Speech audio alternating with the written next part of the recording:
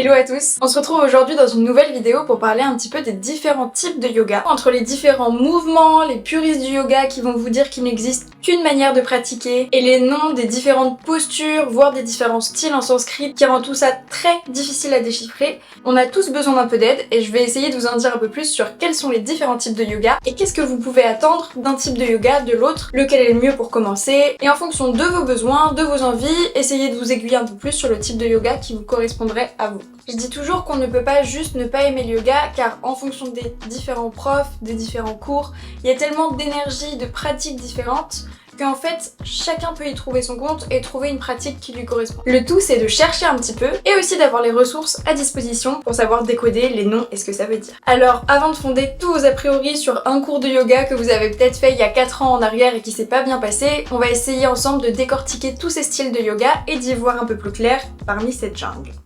Juste petit disclaimer avant de commencer, la pratique du yoga, c'est quelque chose qui a évolué énormément au cours des siècles. Ça fera peut-être l'objet d'une autre vidéo sur l'histoire du yoga, mais de base, le yoga, c'est pas forcément une pratique posturale. Dans cette vidéo, je vais vraiment vous parler des styles de yoga modernes qui vont vous permettre, par exemple, de pouvoir décoder un planning de cours dans un studio, ou alors, en cherchant sur YouTube, de savoir un petit peu sur quelle vidéo vous allez tomber si vous voulez tester un cours en ligne. On commence par les deux types de yoga que j'appelle les plus traditionnels, parce que c'est vraiment des styles de yoga dans lesquels on va s'axer sur vraiment l'alignement des postures, et ce sont des super pratiques si vous voulez vraiment commencer le yoga et avoir les bons alignements, pas aller trop vite et avoir de bonnes bases. Le Hatha Yoga par exemple, c'est un cours que vous allez retrouver dans quasiment tous les studios de yoga et que vous pouvez aussi retrouver en ligne. C'est la forme la plus traditionnelle du yoga qui a émergé d'Inde et c'est une pratique qui va vous donner vraiment l'équilibre entre la force et la souplesse, qui va pas trop vite et qui est idéal pour les débutants comme pour les pratiquants avancés. Ensuite on a le yoga Iyengar qui est basé sur l'alignement précis des postures, donc encore une fois si vous commencez la pratique de yoga ça peut être super parce que ça va vous aider à avoir la bonne position dans chaque posture de yoga différente. Et dans cette pratique, vous êtes aidé beaucoup de supports comme des blocs, des sangles ou des couvertures pour pouvoir vraiment adapter la posture à votre corps, ce qui se fait un petit peu moins en Hatha, même si en Hatha on peut aussi utiliser quelques blocs et quelques sangles. C'est une pratique qui vise à renforcer le corps et à améliorer toute la stabilité.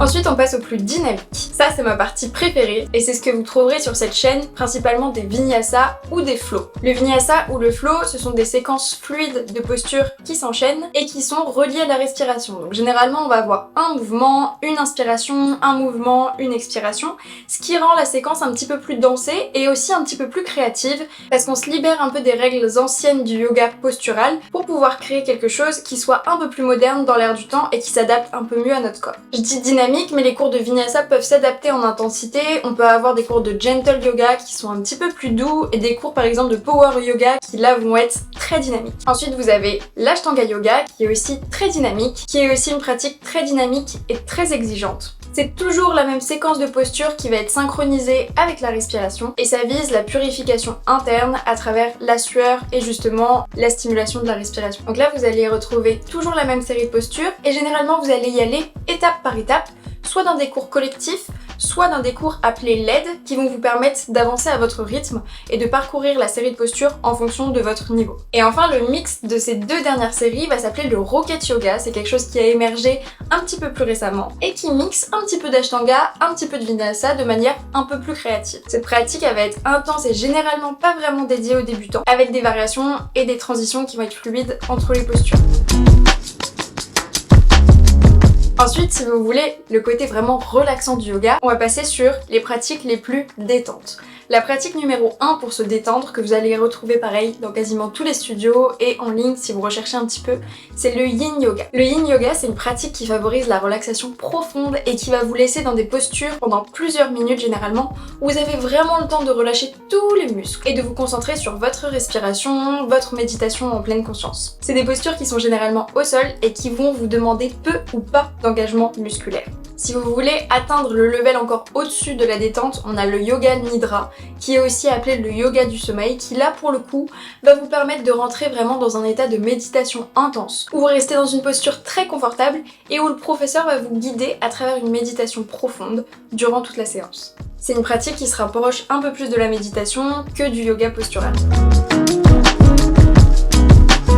Si vous recherchez un peu plus de spiritualité dans le yoga et que tout ce côté-là vous intéresse, on va d'abord avoir le Kundalini Yoga qui travaille sur l'énergie vitale appelée Kundalini dans ce type de pratique.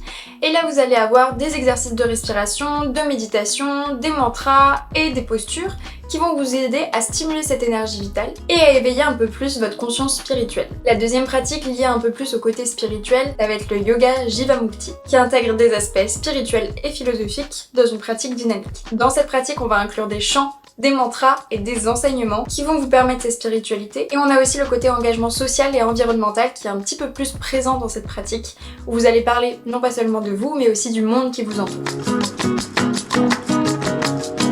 On va avoir aussi tout un tas de yoga un peu plus spécifiques, soit parce qu'ils sont pratiqués dans des conditions un peu différentes, soit parce qu'ils ciblent différentes parties du corps ou différents exercices particuliers. On va par exemple avoir le hot yoga ou le Bikram yoga qui est pratiqué dans une salle chauffée à 40 degrés avec 40% d'humidité et c'est toujours les mêmes 26 postures qui reviennent pour que vous puissiez voir votre évolution durant les différentes séances. Cette pratique, c'est une pratique qui va stimuler énormément la transpiration. Je pense que vous n'aurez jamais autant transpiré dans votre vie que dans un cours de hot yoga, et aussi la flexibilité, ça a un côté aussi hyper détox. Le yoga wall est aussi un style de yoga très fun si vous voulez tenter autre chose. C'est un yoga qui utilise des sangles qui sont accrochés au mur et qui vont vous permettre d'améliorer votre alignement et votre stabilité puisque vous êtes tenu au mur et donc vous avez un support pour pouvoir aller parfois un petit peu plus loin ou vous aligner un petit peu mieux dans les postures. Et dans la même veine, on a aussi le fly yoga que vous avez peut-être vu passer sur des vidéos Instagram ou TikTok.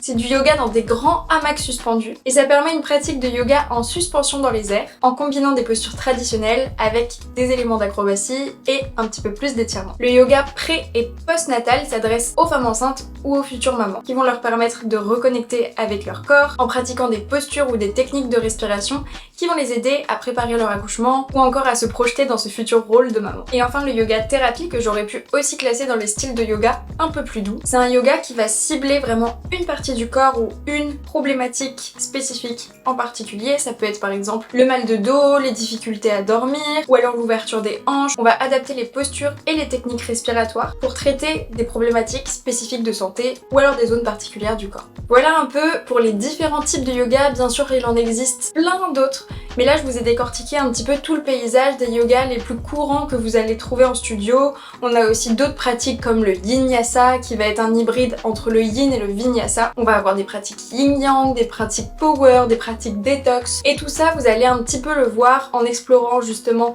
votre pratique dans des studios ou à travers des cours en ligne ou des studios en ligne. Je vous invite avant tout à pratiquer pour voir ce que ça donne sur votre corps et comment vous ressentez tous ces exercices et toutes ces thématiques différentes. Moi je sais que personnellement mes types de yoga préférés c'est le Vinyasa et maintenant je me dirige un petit peu aussi vers le yoga thérapie et j'essaye de faire un petit mix des deux. Et en faisant ça j'ai découvert qu'on pouvait vraiment mixer les genres pour se faire plaisir et qu'il n'y avait pas un style de yoga qui prévalait sur l'autre. Si vous débutez tout juste le yoga, les 3 types voire 4 types de yoga que je vous conseillerais vraiment, ça va être de débuter par du Hatha ou des cours de yoga appelés Fondation qui vont vous apprendre vraiment les bases des postures. Si vous allez en studio, de toute façon, vous trouverez à côté du cours généralement une petite description avec le niveau qui vous indiquera si c'est accessible aux débutants ou non. Et donc pour revenir au type de yoga que vous pouvez pratiquer, le Hatha c'est sûr, ce sera accessible à vous. Les cours de Vinyasa débutants peuvent être aussi accessibles si vous avez peur de vous ennuyer dans un cours et que vous voulez directement commencer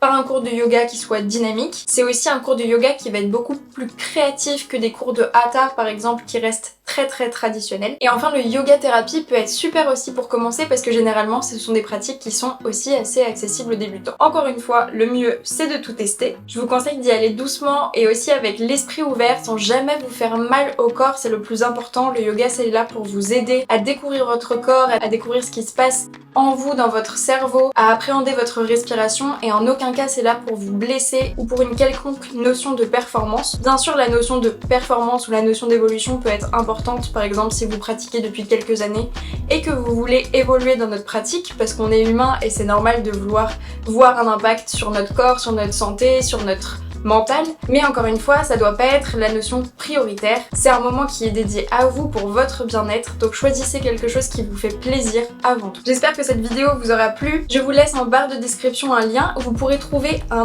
petit guide avec toutes les descriptions de chaque style de yoga pour vous permettre d'aller un petit peu plus en profondeur et d'avoir ça sous la main si jamais par exemple vous voulez essayer d'aller dans un nouveau studio et que vous êtes un petit peu perdu parmi les termes. N'hésitez pas à me dire quel est votre style de yoga préféré en commentaire et à me laisser des questions si jamais vous en avez suite à cette vidéo. Si vous avez aimé cette vidéo, n'hésitez pas à vous abonner, activer la cloche et laisser un j'aime, c'est quelque chose qui m'aide et qui est gratuit.